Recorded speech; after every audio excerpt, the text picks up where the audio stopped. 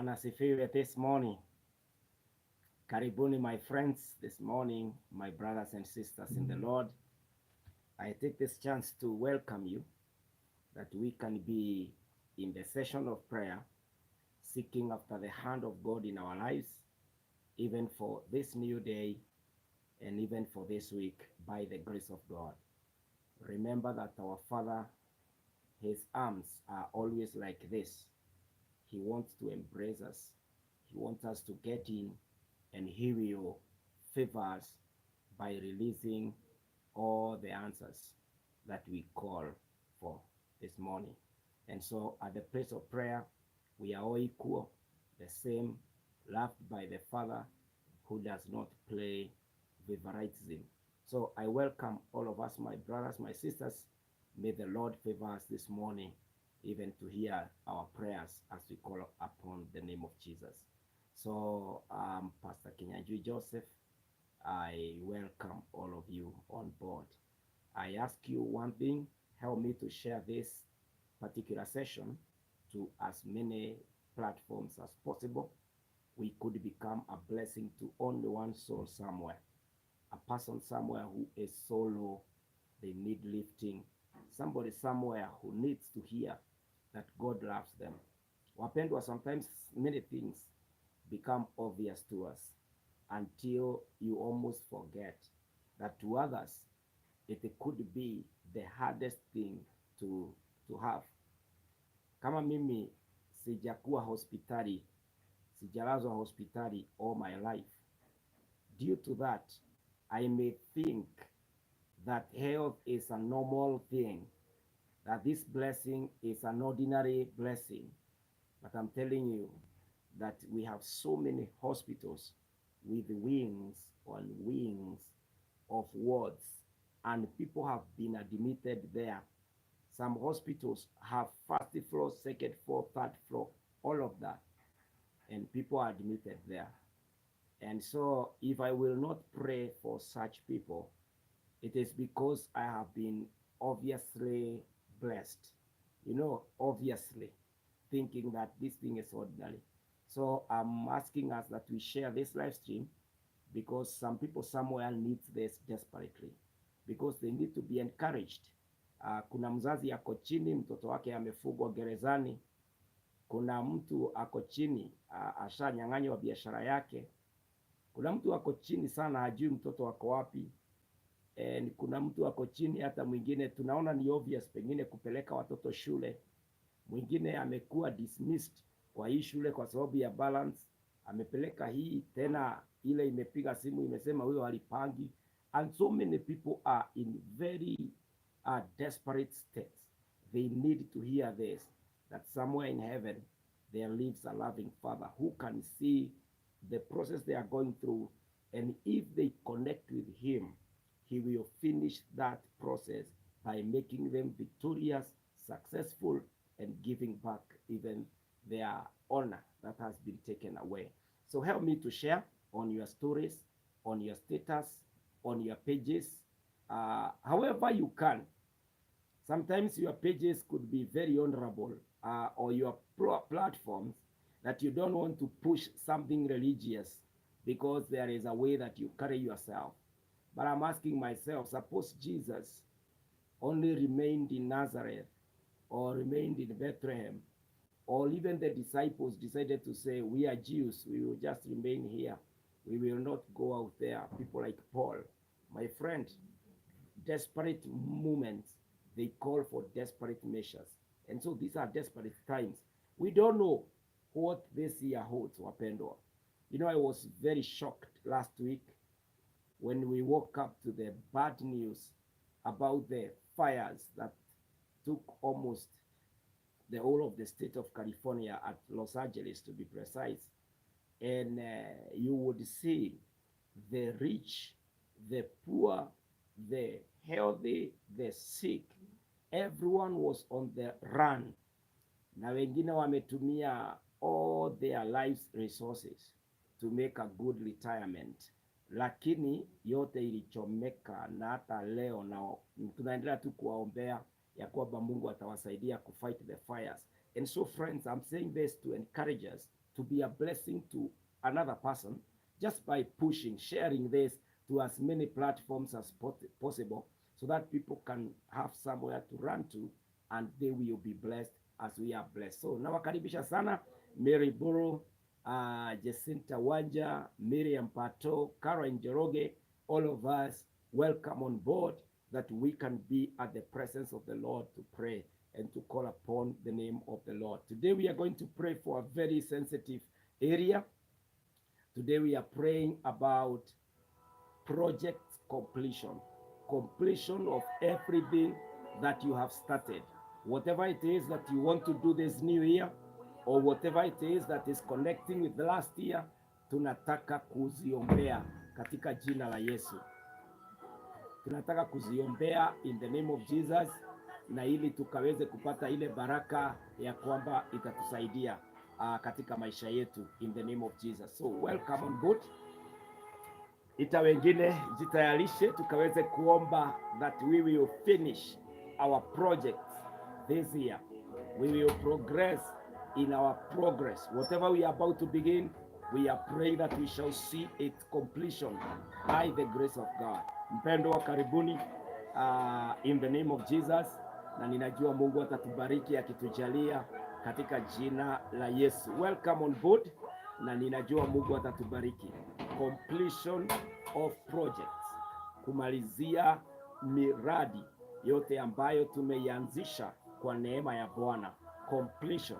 Najua kuna mchungaji pengine anataka kuanza huduma, mwingine ashaanza huduma, umeanza kujenga kidogo kidogo, unaona ni kama zile hatua unapiga kiwango cha rasilimali, the resources you have, as if you will not finish.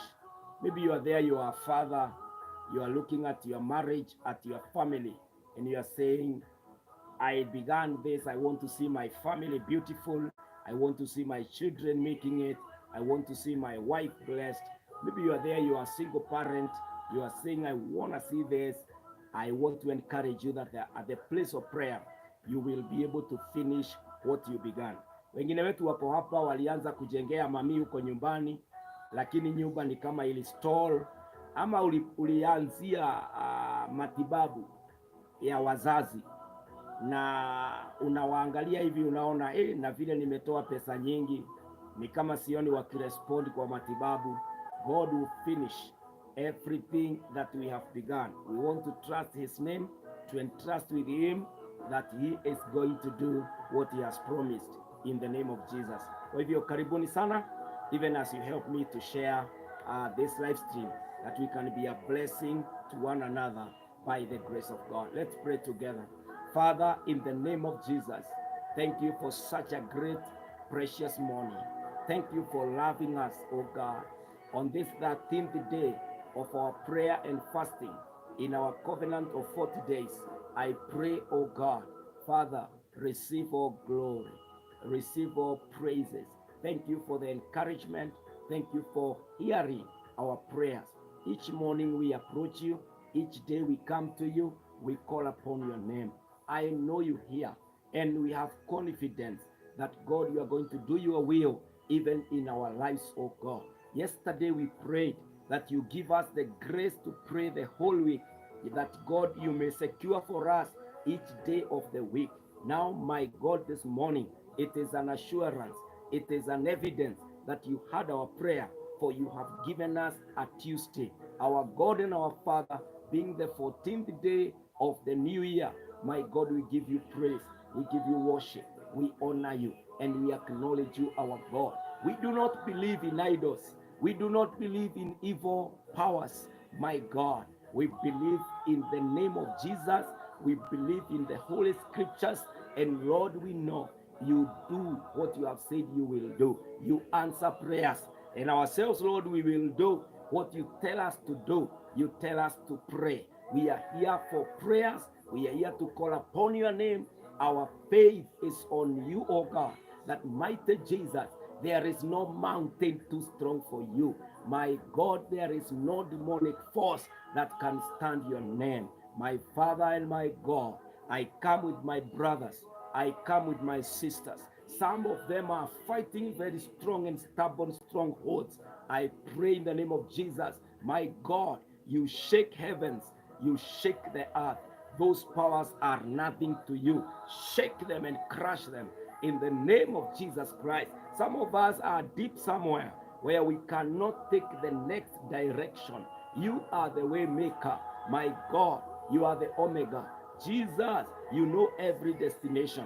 Take us there, oh God. My Father and my Jesus, anyone who is in pain, anyone who is ailing, I pray in the name of Jesus, may they receive their health back in the name of Jesus. My God and my Father, this morning, I pray as we pray that, Lord, your presence is in this place. Let this place become a Bethel now, the house of meeting with our God in the name of Jesus. Bariki wapendwa, bariki taifa, bariki kanisa, tujalie wote Bwana.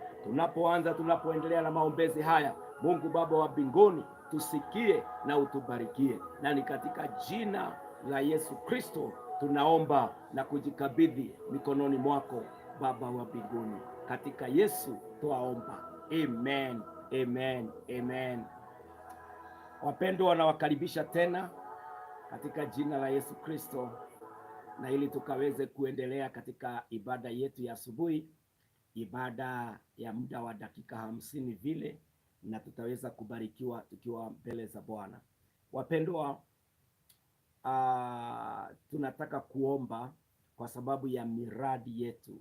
We are praying about finishing of our projects, ya kwamba chochote ambacho tumekianza, Mungu atatusaidia kuona sherehe yake ya kukikamilisha, sherehe yake ya kufungua, sherehe yake ya kukitumia. Kuna watu wameanza kulipa pole pole, pengine unalipa gari pole pole, baadaye utapewa ile gari ukikamilisha kulipa. I am praying with us that particular project you shall see its completion in the name of Jesus. Hautashindwa kulipa mpaka mwisho, hautanyang'anywa kile ambacho umekuwa ukilipia. Mungu atatenda na atajionyesha. Hautakuwa na makesi ambayo yanazuia ya kwamba unaweza kunyang'anywa kile ambacho uliweza kukianza, kile ambacho Mungu alikupatia na alikusudia katika maisha yako. And so I want us to read the scriptures here in the Bible and hear about the many scriptures that talk about completing, or vile ambavyo tutaweza kumalizia kazi ambazo Mungu ametupatia. And I want to read a very interesting scripture here. The Bible says in Romans 8 and verse 28, Romans 8 and verse 28, the Bible says, and we know that for those who love God, all things work together for good, for those who are called according to his purpose. And we know that for those who love God, all things work together for good, for those who are called according to his purposes. Wapendwa, wale wanaompenda Mungu, wale ambao wanapenda Mungu, maandiko inasema tunajua ya kwamba shughuli zote, mambo yote yanafanya kazi pamoja kuwafanyia mema, kuwaletea mema. All things work together for good. If you are in God, wapendwa, this all according to Greek, because Greek is a very perfect language in itself, in a manner that when a Greek speaking person is talking about this particular fourth finger, and he is talking about the first part specifically, Greek has a word for it. Unajua, many languages they have a word for many things, general. But when you are speaking Greek, Greek would tell you exactly the very point that the Greek speaking person is talking about. And so when this all is used in this particular verse, in Romans chapter 8 verse 28. And we know that for those who love God, all things, these all things, it means that even if the devil is involved, as long as you are a lover of God, even his evil will work for your good. Shetani atafikiria anakuangusha, kumbe ile bidii yake ya kukuangusha Mungu anaigeuza na inakuwa ni neema ya kukuinua. Yaani unakuta pressure imewekwa, kumbe ile pressure inakufanya utie bidii zaidi. Ile pressure inakupush ushike speed and momentum to achieve what God wanted you to achieve. And so this is an encouragement as we undertake our project, ya kwamba usianze na usiendelee na mradi wako ukiwa na uoga, ukiogopa na mashetani yakiniinukia na neighbors akajua ninafanya hivi. Unajua niko hapa na watu pengine mtu anaogopa watu wasijue ile project unafanya, kwa sababu unaogopa maneno mabaya, unaogopa vile wataanza kusema, ama unaogopa vile watatishia. My friend, for them that know their God, all things work together for good. Hallelujah. Nobody can curse you. Nobody can terminate what you have. I'm telling you.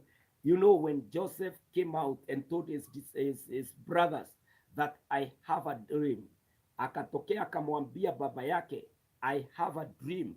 We were in the shamba and we were folding this and this, and the Lord showed me all of you bowing down before me.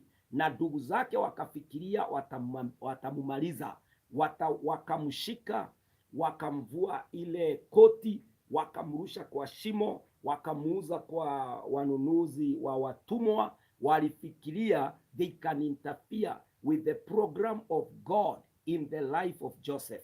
But all of us, we know in the book of Genesis, from Genesis 37 all the way to Genesis 50, utasikia ya kwamba hata Joseph alipouzwa Misri, ulikuwa mpango wa Mungu, ya kwamba siku moja wakati kutakuwa na kiangazi pale Canaan, Joseph ndiye atakuwa anawahost pale Misri. Wao walifikiria tunaondoa ndugu yetu ili upendo wa baba yetu kwa ndugu yetu usitimie, ili zile ndoto alituambia sisi waitimia. But I'm telling you, our God cannot be God if there are forces that he fears, if there are forces that can bring him down. Our God is the everlasting Almighty Jehovah.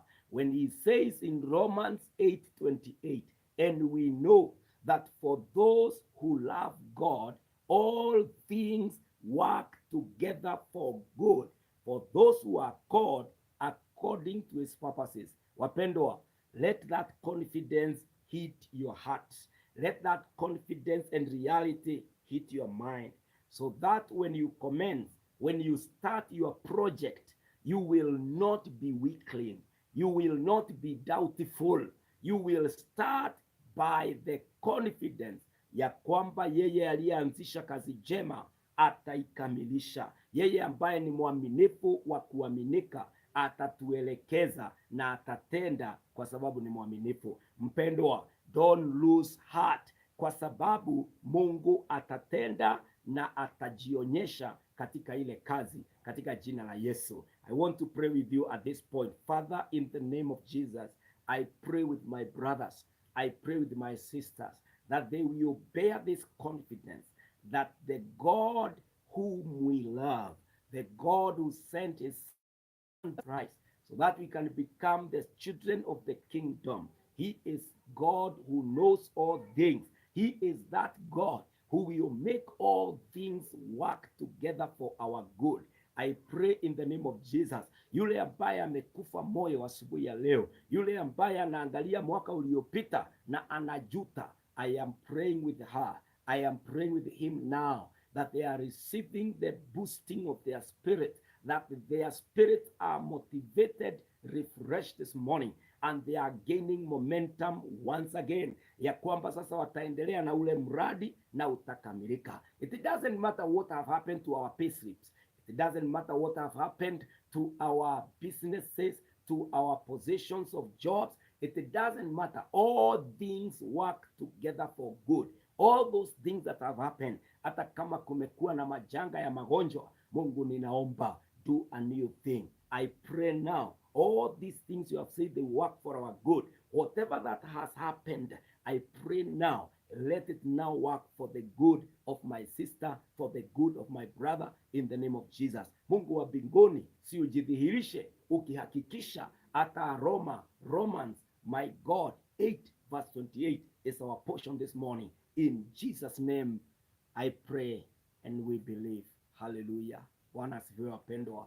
Whatever it is that the Lord has started with you, it is coming to completion in the name of Jesus Christ. Hallelujah. Look at Acts chapter 20 and verse 24. The Bible says, but I do not count my life of any value, nor as precious to myself, if only I may finish my course and the ministry that I received from the Lord Jesus, to testify to the gospel of the grace of God. Romans 20:24. Even the disciples and the servants of God, they desired to finish what they began. They desired to finish what God put, what was begun by God in their lives. And so this morning, our desire is the same, that we can finish whatever we have begun, that we can finish whatever it is that God put in our heart, in our spirit, and in our lives. Mpendwa, ulipoajiriwa hiyo kazi na ukaanza hiyo project, najua ulipiga hesabu zako. Ukasema hata kuna wengine hawakuwa na hesabu nzuri ya kuona from point A vile utaelekea mpaka mwisho. Ulisema mimi ninaanza na imani, nitajenga na imani, nitanunua na imani, nitarejista na imani, na siku moja nitaweza kumalizia kwa sababu ya imani.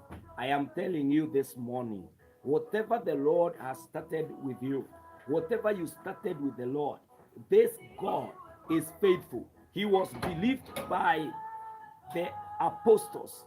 He was believed by the disciples. Even today, the church has believed in him, and we are not disappointed.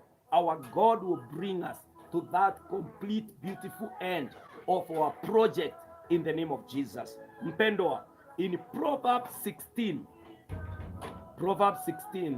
and verse 3, the Bible says, commit your work to the Lord, and your plans will be established.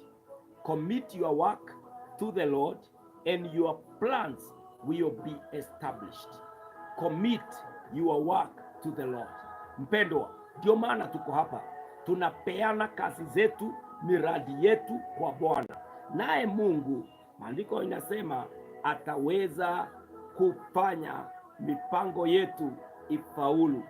Yeye ndiye ambaye atatimiza, yeye ndiye atakayetenda mipango tuliyo nayo. I am asking us, don't shy to plan, don't shy to start, don't shy to look ahead and start praying about it, kwa maana Mungu atatenda, Mungu atajidhihirisha, na Mungu atajionyesha in the name of Jesus Christ. Proverbs 16 and verse 3. Commit. My challenge here, do you even have anything to commit? Do you have the resolutions with you? Do you have that written down program, that written down desires that you're having? It's just a challenge. Kuna watu wengine walisema, mimi siadikangi yale mambo ninataka itimike, mimi nataka kuwa katika mpango wa Mungu. It's fine, but when you go to the place of prayer, what are you praying for? If your mind is very sharp, mine is not as such. Mine calls for backup. Lazima nilifae mahali kwa diary na mahali nimeziandika. Wewe kama uko sawa, zako zinakaa kwa mind, are you able to remember to pray for them? And are you able to remember to be held responsible and accountable by them? Ili ziweze kukupush. Because we are humans, we require to be reminded, to be shown how far we are and where we should be at this particular time. Kwa hivyo wapendwa, ninawaomba that this particular time we commit to God our projects and we are praying for the completion of our programs, ya kwamba Mungu each and every step or in the process that we are undertaking, Mungu atuelekeze, Mungu atujalie, tusiwe ya kwamba tunafanya mission, tunafanya project without a completion program, kwa sababu hata hatujui kama zitaisha. Sometimes wapendwa, kulipia gari unaweza kusema ninajua nitamaliza within 1 year kulingana na agreement. Unasema hata hii nyumba najua ita take 2 or 3 or 5 months or a year or 2 years or whichever number of time umewekwa pale. Wakati mwingine ni loan, unasema nitakuwa nimekamilisha hii loan by this ndio nianze hivyo. Lakini kuna vitu zingine that you might not be sure about. Something about your health, something about peace of your home. These are crucial needs ambazo hauwezi kupangia. But I'm telling you, without them you may not achieve the completion. You may not enjoy the project that you are undertaking. Na ndio maana tuko hapa, tunaomba Mungu, tunamwambia Mungu, we need you in it. We are desiring you to walk with us. We are desiring that God, you uphold us with your righteous right hand, that you are going to get us to that point, tukiwa na afya, tukiwa na amani, na tukiwa tumeshikwa na mkono wa kuume na Mungu. Na ndio maana we cannot afford, wapendwa, hatuwezi atikaa tu namna hiyo, tunaona tu mambo inajipeleka, ama kwa sababu niko na pesa mafundi watachapa kazi yake, ama kwa sababu niko na pesa banki itakuwa inakata hapo. Hapana, kuna ile ambayo lazima uwe katika maombi. Unaweza maliza nyumba lakini hauwezi kuwa na amani. Amani ile hauwezi nunua, atuipaki kwa nyumba. Unaweza nunua ile gari, lakini ule usalama wa kuendesha ile gari, ile furaha ya kufurahia kifaa ambacho Bwana amekubariki naye. Tunaweza panga tutapata watoto, but I'm telling you, the way that a child comes by, the way that a child that you receive a child, it is the mystery. It is the mystery of God. Na kwa hivyo there is no given time that we can function or operate without seeking the will and the face and the hand of God. Na ndio maana asubuhi ya leo we cannot afford just to plan and start off our project. Hapana, we are coming at the floor of the mountain and we are asking the Lord as we kneel before him, our God and our Father, on your mountain the package is received. Remember what James tells us, that every good and perfect gift comes from above. Ya kwamba kukamilika kwa baraka, kukamilika kwa vipawa na zawadi kunatokanga mbinguni kwa Mungu. Mungu ndiye anaamurisha baraka zetu. Mungu ndiye anaamuru ya kwamba wewe na mimi tutakuwa na furaha, tutakuwa na neema katika kiwango hiki kwa maisha yetu. Naomba katika jina la Yesu Kristo that all of us will commit our work to the Lord and the Lord will establish our plans. It will be a package. Hautajenga nyumba alafu unatafuta amani. Hapana, itakuja kama package. Hautaenda ng'ambo, umeanza process ya kupata vyeti vya kusafiri kwenda kusoma ama kuanza biashara za export and import. I am telling you, God will give you the peace. God will give you the excellence that goes together with it. Ya kwamba utaagiza. Kuna mtu pengine anasema mwaka huu nataka kudouble my imports, nataka kudouble my export. Ni Mungu ambaye anakuanga ng'ambo ile, si uaminifu wa watu ng'ambo ile, ati ndio maana unatuma pesa na wana deliver the commodities. Hapana, ni Mungu ambaye ni wa anga zote, anakuona mahali ulipo na anasema pesa yako haitazama, delay haita affect your business. Kwa sababu mahali kwingine unapewa timelines, unaambiwa please this tender you must deliver by this, na wewe unaagiza kutoka nje, you have no control over the other end of the market. Lakini kuna Mungu huwa anabariki ile kazi ya mikono yako na anafanya ya kwamba kile umetumana, the way you saw it online is the same thing that is delivered to you. Hii ni Mungu tu anafanya, anaamrisha katika anga ya kwamba your transactions they will deliver the expected end by the grace of God. Na ndio maana tunaomba tukimwaminia Mungu, baada ya sisi kufanya kazi na kupata ile pesa kwa neema, pia tukitaka kuitumia, Mungu aifanye iwe baraka kamili. Haleluya! Ndio maana tuko kwa maombi, tunamwambia Mungu, hatutaki tu kusherehekea birthdays, hatutaki tu kufikisha hii miaka, hii tarehe ambayo tunaita my birthday. Hapana, I want to be in my birthday in whole health, in whole peace, and I want to start a new year with more momentum. We are looking up to this God. Hallelujah. Si Mungu atunemeshe. The Bible says in Philippians 4 verse 13. Philippians 4 and verse 13. The scripture says, I can do all things through him who strengthens me. I can do all things through him who strengthens me. Ninaweza kufanya yote kupitia kwa Mungu ambaye ananitia nguvu. I want to encourage you today, my friend. Do not abort that project. Do not stop that program. Do not start saying, sijui kama nitawahi maliza. Hapana, you can do all things. Apostle Paul alisema ya kwamba hata kama watu hawatamsaidia, hata kama msaada uliokuwa unatoka kwa lile kanisa la Filipi ungekwama, yeye alisema, mimi nimezoea, mimi nimeelewa njia za Bwana, ya kwamba nikiwa na nyingi, nikiwa na kidogo, yeye ni Mungu, ninaweza kufanya mambo yote. My friend, be encouraged in your spirit, be boosted in your spirit, ya kwamba Mungu wa Paulo in Philippians chapter 4 and verse 13, I can do all things through him who strengthens me.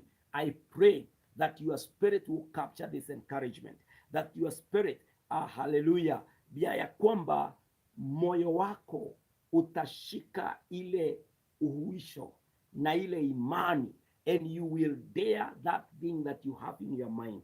You will start off that thing that has hit your heart, something you have desired for a long time. Kuanza weka mipango, iweke mbele za Bwana. Sema mwaka huu ya kwamba mwaka huu I am going to do this, I will achieve this, I will get to this point by the grace of God. Kuna vita vingine ambavyo tunapigana hata katika familia, yani mulianza the succession process, lakini haiendi anywhere.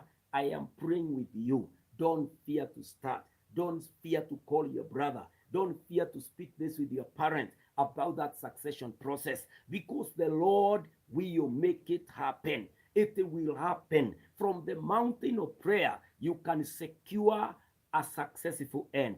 From the mountain of prayer, you can receive your Omega, because it is in the hands of God, who is the Alpha and Omega. I am praying with us this morning that we can be confident like Apostle Paul. He says, I can do all things through him who strengthens me. If you connect that with Romans 8 verse 28, the one we started with, where God said, him who loves God, all things works for his good. All things. And now you look at Philippians 4 verse 13. Paul says, I can do all things. Hallelujah. These all things, in God, there is no impossibility.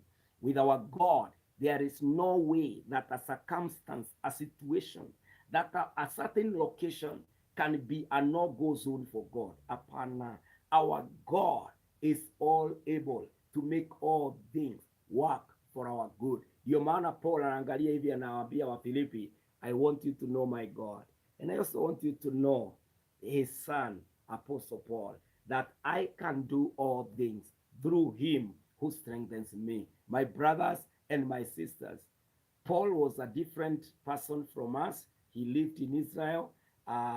His religion was Jewish, and then he transformed to a believer in Christ.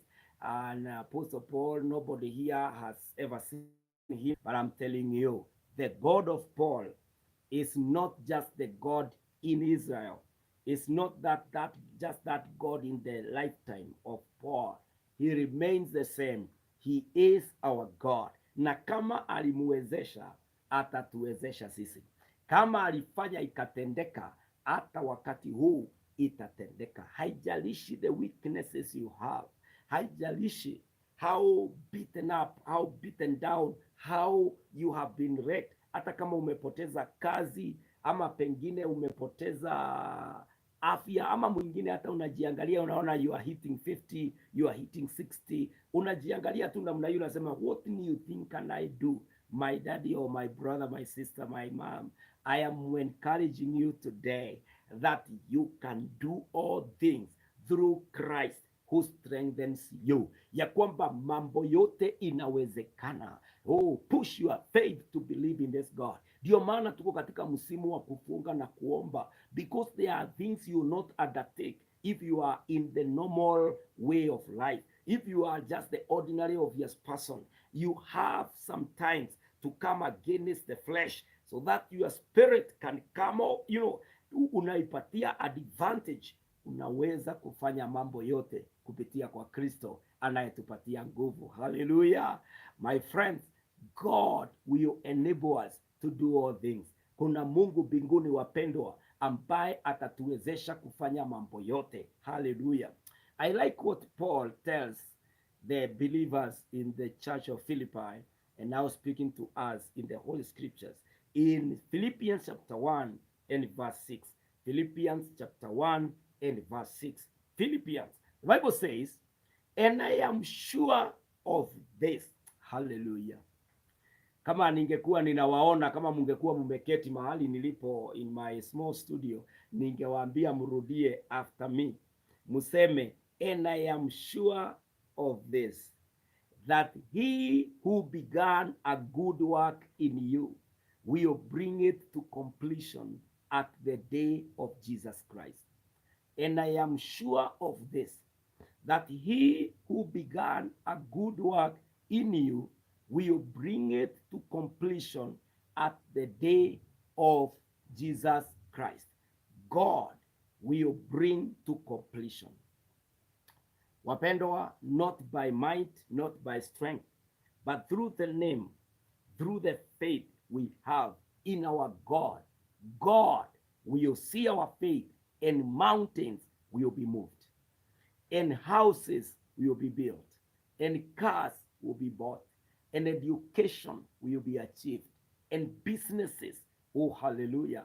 God, when you have started with the Lord, when it is God with your Alpha, he will take you through to the end that you say he is Omega. Amefanya nifike ubali huu. When you have hit the ground with the Lord, when your faith, your sight is on God, you are looking up to him, you are believing him for greater achievement, greater things, you are believing him for abundant supply. This God is faithful. Our God will do it through you, my sister. Our God will do it through you, my brother. Mungu atatenda, atafanya na atajidhihirisha kwa sababu ni mwaminifu. Wapendwa, our God comes to our lives through faith. Our God comes to fulfill the faith we have in him. Na kuombea asubuhi ya leo ya kwamba hautapoteza imani yako ndani ya Kristo. Imani yako itaendelea kuwa kali, utasimama na Mungu atazidi kutenda na Mungu atazidi kufanya kwa sababu ni mwaminifu katika maisha yetu. I don't know what project you are undertaking, but I want to encourage you that we have seen people who began to do something and they finished. In the book of Nehemiah, we find this Israelite who is exiled somewhere, and he hears about the news of back home, what has happened, that Jerusalem lies in ruins, the walls, the gates are burnt down, they are all broken.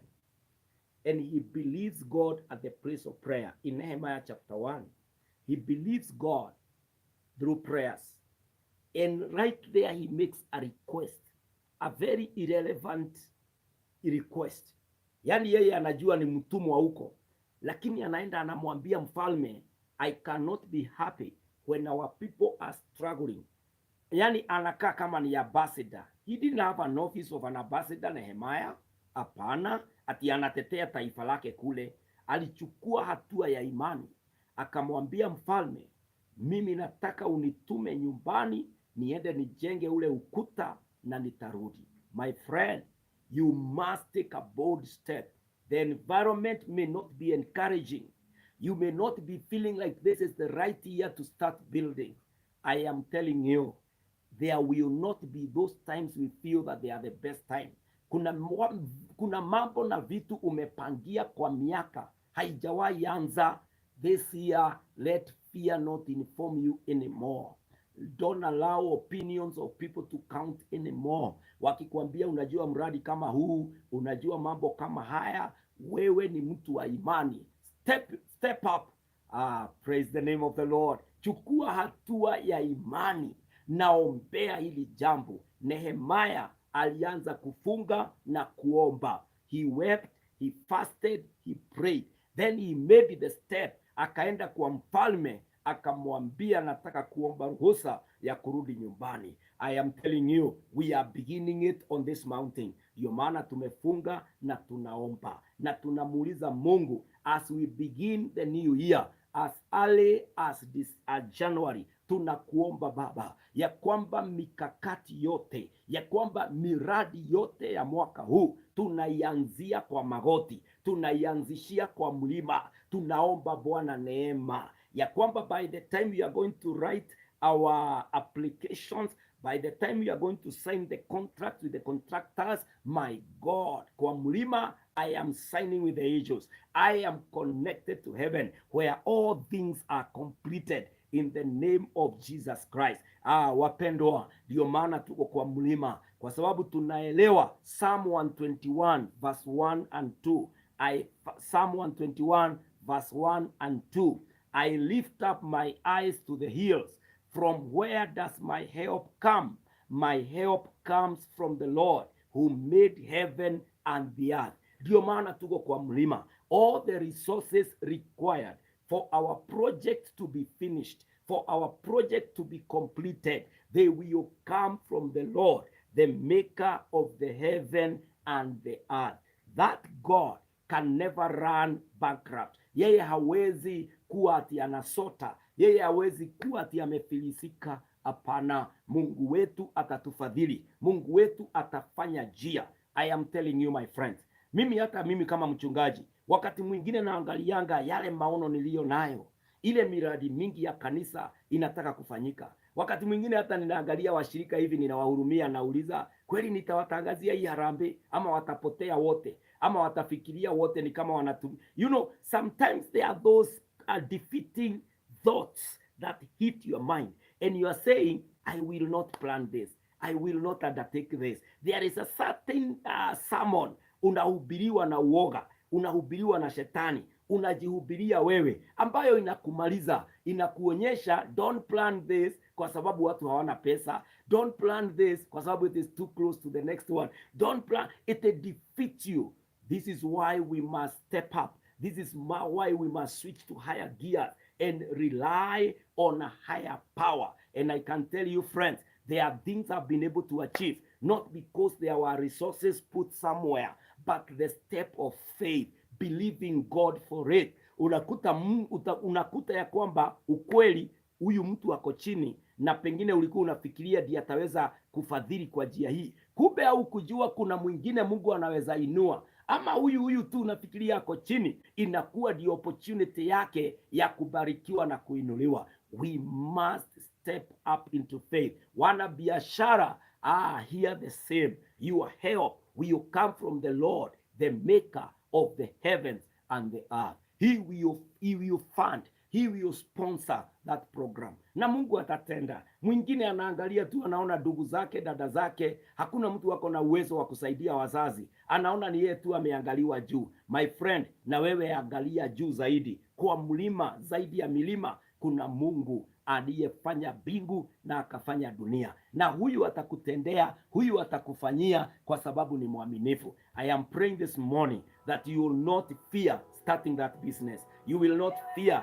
starting that house. You will not fear starting that process ya kama unataka kwenda ng'ambo, kama unataka kwenda kwa daktari, anza sasa step ya kwanza. Mungu yuko mbele na Mungu ataenenda na wewe na Mungu atakutendea katika jina la Yesu. Our Father and our God, this morning we commit our project to you, O God, and we are praying this serious prayer, completion of every program we are undertaking this new year. Naomba Baba, miradi yote ya kujenga tunapoanza, Mungu Baba wa mbinguni, tuanzishie, tuelekeze na utukamilishie katika jina la Yesu Kristo. Miradi yote ya masomo, Mungu wetu, tunapoanza, elekeza wapendwa mpaka watakapokamilisha. Wale wote Bwana hata wanaanza mipango ya doa, Mungu waanzishie na uelekeze doa yao na familia kwa jina la Yesu. Wengine wanaanza procedures, my God, I pray, if it is a medical procedure, you shall start them off, you shall walk with them to their healing in the name of Jehovah God. Wengine wanaenda kubisha at the high commissions, at the embassies, offices. My God, I pray, the process of acquiring their documents, my God. Wengine wanaenda kujaza makaratasi ya contract na tender. I pray, oh God, every project that your people are undertaking, it shall be successful in the name of Jesus Christ. Mwaka wa 25, the year of abundant supply. My God, I pray, wewe ambaye ulisaidia many people to start things in the Bible and they completed, Mungu wa mbinguni, naomba wewe ambaye hakuna mtu anaweza badilisha mpango wako katika maisha yetu, naomba utukamilishie, naomba utujalie na utubarikie katika jina la Yesu. Siku ya leo tunapoendelea siku ya 13 kuomba, Mungu tuhuishe, tuneemeshe kwa huu mlima katika jina la Yesu. Tunaomba haya yote, tunakuaminia haya yote, na tumeomba asubuhi njema hata nguvu ya kuwa katika mlima huu wa maombezi. Mungu wetu, timizia wapendwa na uwatendee, na ni katika Kristo Yesu tumeomba na hata tumeamini. Amen, amen, amen. Wapendwa, naomba Mungu atusaidie na atuwezeshe siku ya leo, ya kwamba tutapata neema ya kuomba, ya kwamba kinywa chako ukikifungua kitanena imani, ya kwamba inawezekana, ya kwamba itatendeka na Mungu ataifanya kwa sababu ni mwaminifu. May the Lord God Almighty bless you. May the Lord God Almighty be with you. Na uamini ya kwamba yeye aliyeanzisha kazi njema ndani yako atakuja kuikamilisha. Usiangalie nyuma, usiangalie kando, wewe inua macho yako zaidi ya milima na utaona uwezo na ukuu wake Mungu. From me, Pastor Kinyanjui Joseph, ni kuwatakia mema. Just to let us know ya kwamba the kind of fasting we are doing during this time, it is the partial fasting, whereby we are taking vegetables, we are taking fruits, and we are also taking drinks. Na pia the duration, the period of our fasting is 40 days. We began on 2nd of Jan. Today is our 13th day of the mountain, and we are proceeding to 10th of February, mahali ambapo tutakuwa tunavunja na tunafungua. Na kwa hivyo wapendwa, if you are joining us today, welcome on board. Na kama uko under medication, pengine wewe ni mgonjwa, bado unachukua matembe, umeagizwa na daktari uweze kuwa unakula kabla ama baada, ili ukachukue ile matembe, ya kwamba wewe jiunge nasi na ukunywe madawa na ukule chakula, lakini uombe. The primary thing here is to pray. So keep in prayer, keep persistent at the place of prayer, and pray all the more in the name of Jesus. Naye Mungu wetu atatusikia. Wale ambao wanaweza kufunga, jiunge nasi. Hata kama utafanya 7 days, ama utafanya 21 days, utafanya 3 days, ama utakuwa una skip, unakula kesho, hiyo ingine unafunga. However, whether you are crawling, you are walking, you are running or flying, make sure you keep in prayer and you keep calling upon the name of the Lord. Now, wapendwa, down the year, we will bear testimonies. We will be serious witnesses of what God can do. Na kwa hivyo mpendwa, Mungu awabariki, Mungu awajalie. If you would want to connect with me for prayers, nambari ambayo ni yangu ni hiyo, imewekwa na Mr. Edward Jeru, right there on your screen, 0725 743 631. You can inbox me, you can WhatsApp me, or you can even call me, na tunaweza kuwasiliana, na Mungu atakujalia, atakunemesha. Tuwe na siku njema. Mungu wa baraka wajalie na neema itutoshe. Kesho ni siku panapo majaliwa yake Mwenyezi Mungu. Shalom and God bless you. Amen. Amen.